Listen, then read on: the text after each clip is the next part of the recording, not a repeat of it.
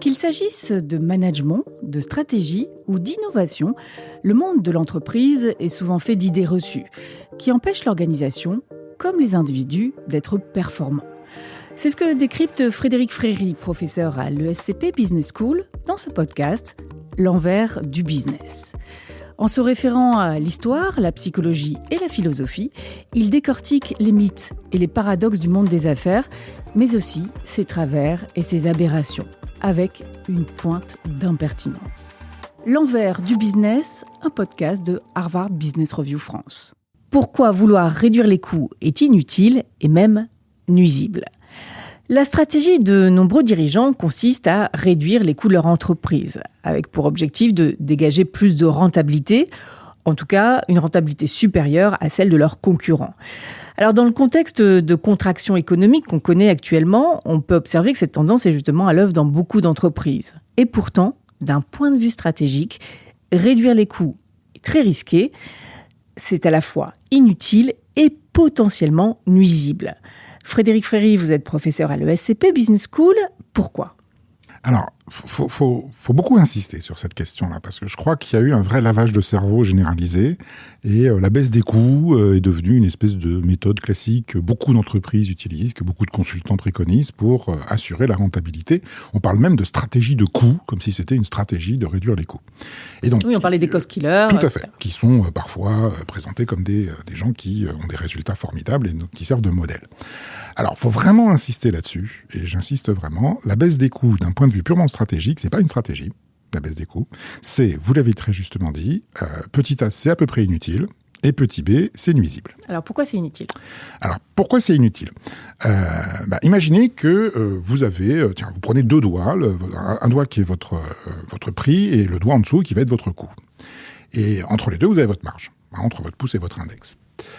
Imaginez que vous réduisez votre coût. Donc, vous accroissez l'écart entre votre pouce et votre index, et donc vous avez maintenant une marge qui est supérieure à celle de vos concurrents. Vous avez ce qu'on appelle en général en stratégie un avantage concurrentiel, parce que vous avez une marge qui est supérieure à celle des concurrents. Et bien là, il y a une question qui est absolument fondamentale, qui est vraiment essentielle. La question est la suivante. Connaissez-vous une manière de réduire vos coûts que vos concurrents ne peuvent pas imiter ? Y a-t-il un moyen de réduire les coûts que les concurrents ne peuvent pas imiter ? Parce qu'a priori, vous le faites, vos concurrents sont capables de le faire également. A priori, si vous le faites, ils peuvent le faire aussi. Alors, on peut penser à certaines choses. Alors, à moins qu'il y ait un procédé de fabrication unique, une culture très spécifique qui est par nature difficile à reproduire. Vous avez raison. Il peut y avoir quelques cas. Le problème, c'est que si vous discutez avec des gens qui sont en entreprise, ils vont vous dire que ces quelques cas rarissimes, ça représente, 2%, 3% des techniques de réduction de coûts. Enfin, ça dépend des industries, mais c'est quand même très rare. La très vaste majorité des techniques de réduction de coûts sont facilement imitables. Oui, c'est des techniques genre délocalisation, automatisation, externalisation, tous les trucs en ing, vous savez, les outsourcing, offshoring, nearshoring, etc. En ion en français. En ion en français, qui sont toutes éminemment imitables. Il y a d'ailleurs, le rôle de consultant, c'est ça, finalement. Il y a une profession qui consiste très exactement à transférer ce qu'on appelle ces bonnes pratiques de réduction des coûts à toutes les entreprises d'une même industrie. Vous l'avez dit, c'est les consultants. Les consultants, ils sont là, en fait, pour s'assurer que personne n'aura le moindre avantage concurrentiel. Merci, c'était bien. Et donc, qu'est-ce qui va se passer ? Vous avez réduit votre coût, mais tôt ou tard, vos concurrents, ils vont faire comme vous. Parce que les consultants, ils travaillent, parce que l'information, ça circule, ils vont imiter votre technique de réduction des coûts. Forcément, ils ont intérêt à le faire. Et c'est là qu'on arrive dans une spirale infernale, puisque si l'un de vos concurrents réduit ses prix pour lui aussi gagner des parts de marché, ça va vous obliger, à votre tour, à réduire vos prix. Alors, et là, pourquoi ? On est dans une escalade de la réduction. Parce que vous allez vous retrouver tous avec une grosse marge. Et vous dites, on va la conserver, notre grosse marge. Ah non. Parce qu'il y a un concurrent, vous l'avez justement dit, qui va se dire, ah oui, mais attends, moi, je vais réduire mon prix. Et en réduisant mon prix, j'augmente ma part de marché. Et du coup, vous allez perdre des clients. Et donc, vous allez vous dire, il faut absolument que je fasse pareil. Et donc, vous allez en fait réduire votre prix, vous aussi. Et donc, vous allez manger le delta de marge que vous aviez créé en réduisant les coûts. En fait, simple observation de la vie des entreprises dans les pays développés depuis 30 ans. Toutes les études le confirment.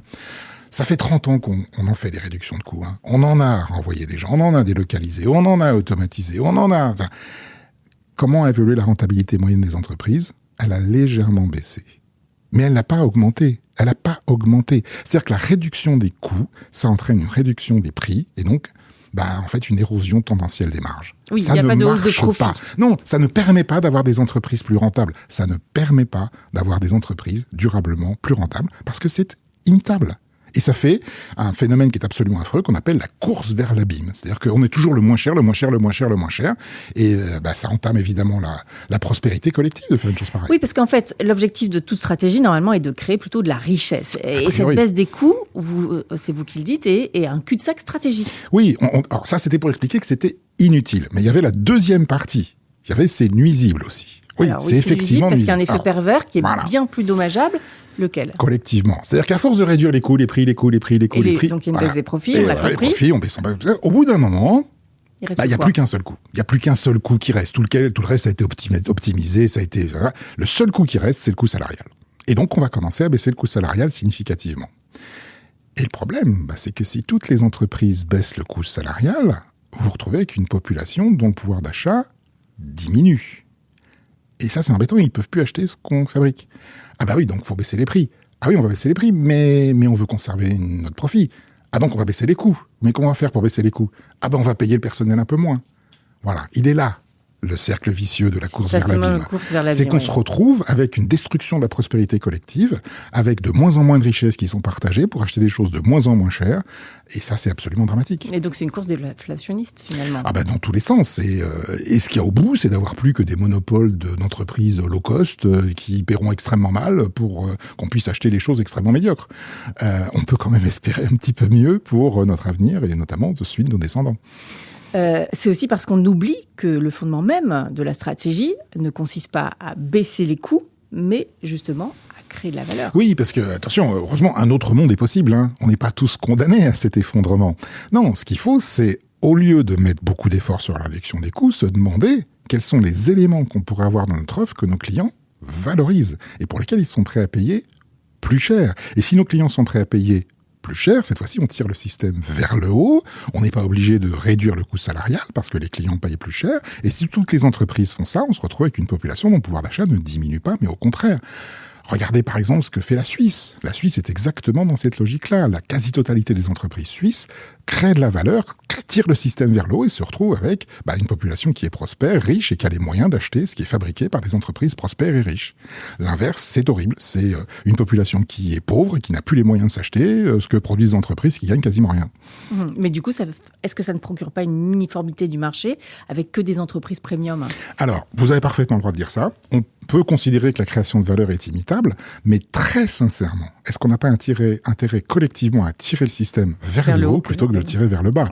Moi, ça me terrifie de voir que dans ce beau pays, sur ce continent et sur cette petite planète, vous avez des millions de gens qui, très consciencieusement, avec un grand professionnalisme, réduisent tous les jours, consciencieusement, pour faire moins avec moins, et qui détruisent en fait la prospérité collective. Et on ferait mieux de s'imiter sur de la création de valeur que sur la réduction des coûts, absolument. Oui, donc tirer vers le haut. Oui, il y a une leçon en conclusion qui est importante de tout ça, c'est que la prochaine fois que vous entendez un dirigeant dire « la stratégie, c'est de réduire les coûts », dites-vous que c'est un bien médiocre stratège. Merci Frédéric Fréry. C'est moi. C'est la fin de cet épisode. Merci de nous avoir écoutés. Retrouvez un nouvel épisode chaque semaine sur hbrfrance.fr et les plateformes d'écoute habituelles.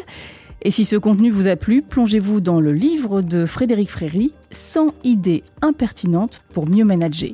À bientôt.